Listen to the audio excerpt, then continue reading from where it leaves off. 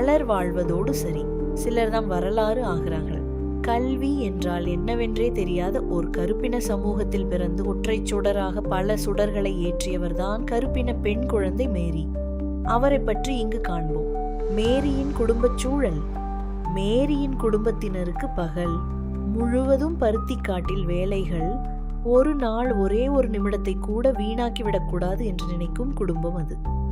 மேரிக்கு நடந்த துன்பம். மேரி ஒரு நாள் தன் அம்மாவுடன் ஒரு வெள்ளைக்காரர் வீட்டிற்கு சென்றாள். அங்கு விளையாடிக் கொண்டிருந்த சிறுமிகளின் அழைப்பை ஏற்று அவர்களோடு விளையாடுகிறாள். அங்கே ஒரு புத்தகம் அவளது கண்ணில் படுகிறது. அந்த புத்தகத்தின் மீது ஒருவித ஈர்ப்பு ஏற்படுகிறது. அந்த புத்தகத்தை கையில் எடுத்து அதை புரட்டத் தொடங்குகிறாள். அதை பார்த்து கொண்டிருந்த சிறுமி, நீ அதை தொடக்கூடாது, உன்னால் படிக்க முடியாது என்று மேரியின் உள்ளம் வருந்தும் வகையில் பேசினர். அந்த நிகழ்வு மேரியின் மனதில் மிக ஆழமாக பதிந்து விடுகிறது. மேரியின் மனநிலை.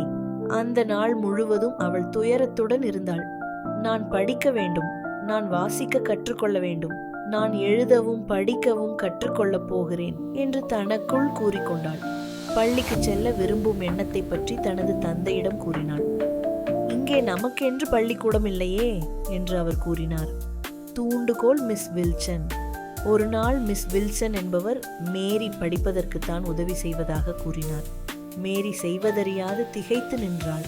பிறகு பருத்தி எடுக்கும் வேலையை தொடர்ந்தாள். குடும்பத்திலிருந்து முதல் பெண் படிக்கப் போகிறாள். புதிய நம்பிக்கை பிறந்தது. சிறப்பாக கல்வி கற்ற மேரி நாள்தோறும் தன் இலட்சியத்தை சுமந்து பள்ளிக்கு சென்றாள். நாள்தோறும் புதிய புதிய செய்திகளை கற்றாள். பள்ளிக்கூடத்தில் சில வருடங்கள் ஓடி மறைந்தன. அந்த வருடத்தின் கடைசியில் மேரிக்கு பட்டமளிப்பு நடந்தது. மிஸ் வில்சன் மேரிக்கு உயர்கல்வி படிக்க உதவினார். மேரியின் மேற்படிப்பு. மேரி பருத்தி காட்டிற்கு வேலைக்கு சென்றாள். அப்போது மிஸ் வில்சன் பருத்தி காட்டிற்கு வந்தார். அவர் கூறியதாவது, வெள்ளைக்கார பெண்மணி குழந்தையின் படிப்பிற்காக பணம் அனுப்பியுள்ளார். இந்த பணத்தில் படிப்பை பெறுவதற்கு ஆளாக நீதான் இருக்கிறார். நீ மேல் படிப்பிற்காக வெளியூர் செல்ல வேண்டும் என்று கூறினார். மேற்படிப்பிற்காக வெளியூர் செல்லுதல். மேரி மேற்படிப்பிற்காக வெளியூர் செல்லும் போது ரயில் நிலையத்தில் ஊரே ஒன்றாக கூடியது. மக்கள் அனைவரும் வெற்றியோடு திரும்பி வா என்று கூறி வாழ்த்தினார்கள். முடிவுரை.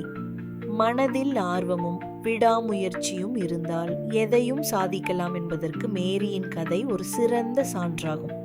உலகில் சிலர் வரலாறாகவே இருக்கிறார்கள். இவர்கள் பாதையே இல்லாத இடத்தில் தங்கள் காலடிகளால் ஒற்றையடி பாதையிட்டு அதையே பெரும் சாலையாக உருவாக்குகிறார்கள். அவ்விதமாக மேரி வந்து 1000 சுடரை ஏற்றிவிட்டாள்.